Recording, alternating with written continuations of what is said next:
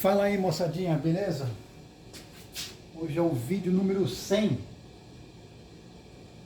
Como eu gosto muito de carburador, eu vou falar um detalhe sobre carburador. Tem muitos fabricantes no mundo de motores que tá parando, né, a fabricação de motores de combustão interna, né? E no lugar vão começar a fazer a fabricação de motores elétricos. E como eu sou um apaixonado por história, eu vou falar dois pequenos detalhes do componente do carburador, porque tem uma tecnologia muito grande atrás do carburador e até agora na história dos motores os carros andaram muito mais tempo com carburador que com injeção, né? Não que eu não gosto de injeção, muito pelo contrário, mas eu adoro, eu gosto muito de trabalhar com carburadores, adoro mesmo. Aí eu vou mostrar um detalhe, aqui é uma Weber, né? Uma Weber horizontal, tem as verticais, né? Mas essas são o típico modelo Weber de competição, né? Esse é um carburador que foi desenvolvido na competição. Esse tipo de carburador Weber, que a gente conhece bem, assim, quem gosta, isso aqui tudo nasceu nos anos 50, tá? E diga-se passagem, anos 50 é quando começa a entrar cada vez mais o sistema de injeção mecânico, tá, de combustível. Mas a Weber, anos 50 e 60 ainda foram muito utilizados. Bom, eu vou mostrar um detalhe, pessoal, que é muito legal. Olha aqui. É o tubo de emulsão, né? Tubo de emulsão. Tubo de emulsão é um componente do carburador que vai fazer a mistura ar-combustível, tá? E aqui a gente tem o giclê de ar e aqui o giclê de combustível. O nome giclê é em português, né? Mas vem do nome Gigleur do francês, porque o carburador foi inventado na França, tá? E antes do carburador tinha o mélangeur, o misturador, que é um carburador primitivo, assim, sabe? Que é realmente o primeiro sistema de fornecimento de combustível. Pessoal, tem um detalhe muito legal aqui no giclê de combustível, que foi desenvolvido para usar na gasolina, né? O Weber foi desenvolvida para usar na gasolina e somente na gasolina. Tem muita gente que faz funcionar no álcool, no Brasil está cheio de gente que faz. Eu mesmo, quando morava no Brasil, eu fiz muito transformação de Weber para trabalhar no álcool. Mas não é... funciona bem, mas hoje eu não faria mais porque eu acho que não funciona tão bem assim, tá? Mas isso é um detalhe de opinião, não vem ao caso agora. Isso não é importante. O importante é um detalhe que tem aqui e que talvez você não saiba. Talvez eu vou despertar o teu interesse. Se você olhar bem o giclê aqui, ele tem um ângulo aqui, né? É uma sede. Então você parafusa ele, né? Você vem com essa peça aqui, ela só encaixada, e você parafusa, rosqueia aqui. Quando você rosqueia, ele vai chegar lá na cuba e vai se alojar aqui na sede. Quer dizer que aqui não vai passar nada aqui assim. O combustível é obrigado a entrar aqui dentro, no furo aqui. E esse furo é calibrado. Quanto mais combustível eu quero, maior será o meu giclê de combustível. E aí eu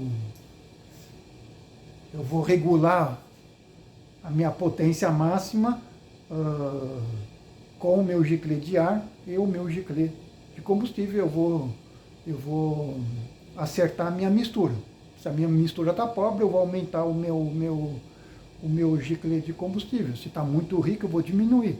E eu vou fazer a mesma coisa com o giglé de ar. O giglé de ar vai dar um ajuste mais fino, assim, entendeu? E a combinação dessas duas medidas vai me dar uma regulagem ideal para o meu motor. Bom, mas aí por que que tem esse ângulo aqui? E tem um ângulo aqui.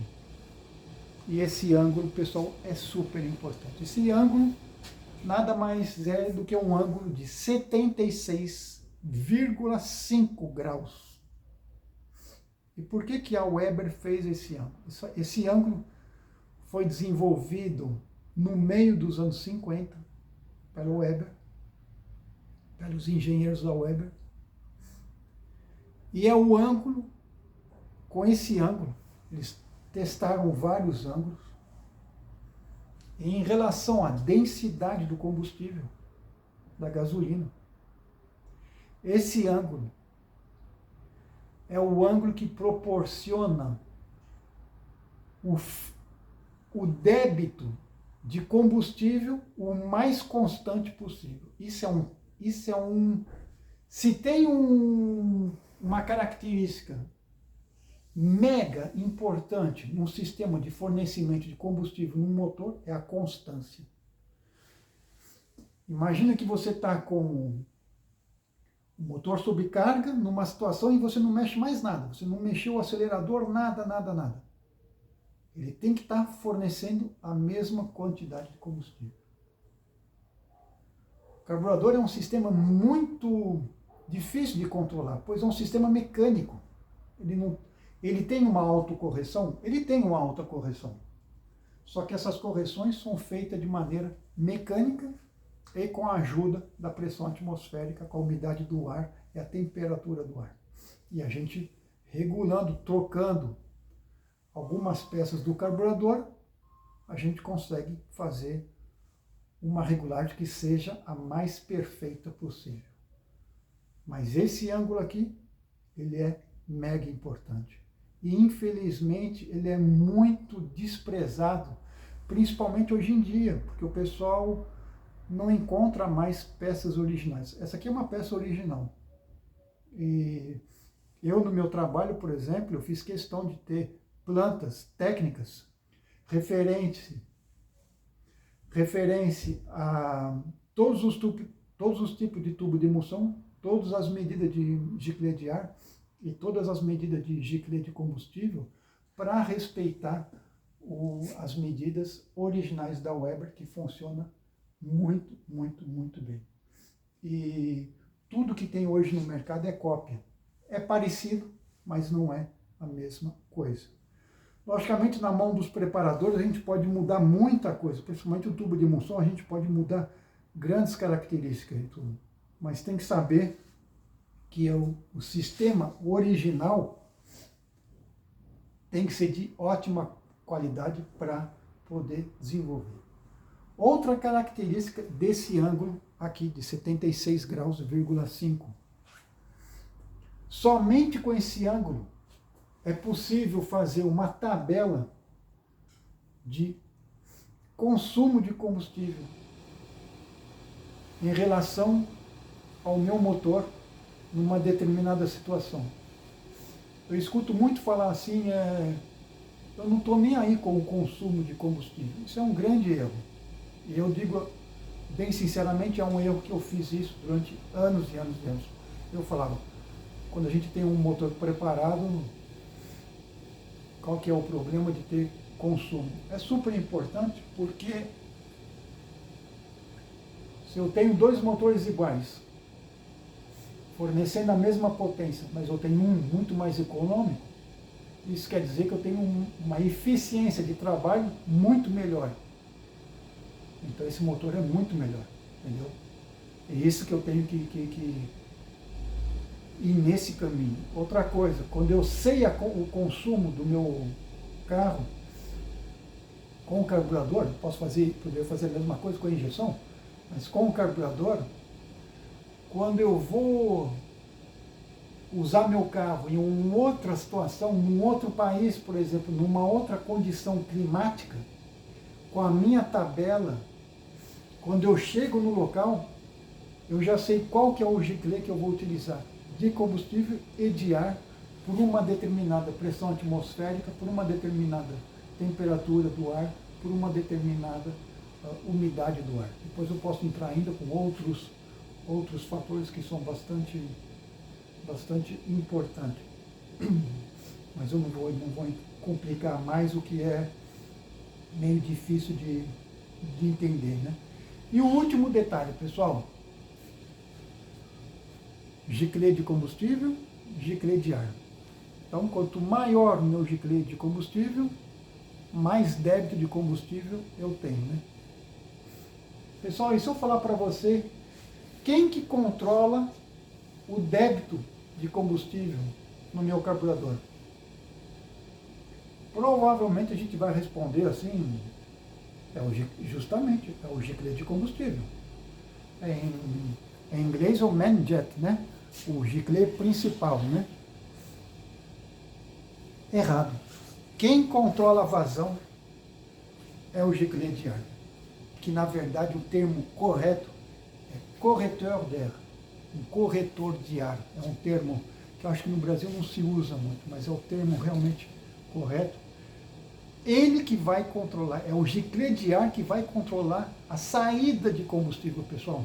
Isso é mega importante. Aí você vai me falar assim, mas não, isso não é verdade, porque eu tenho...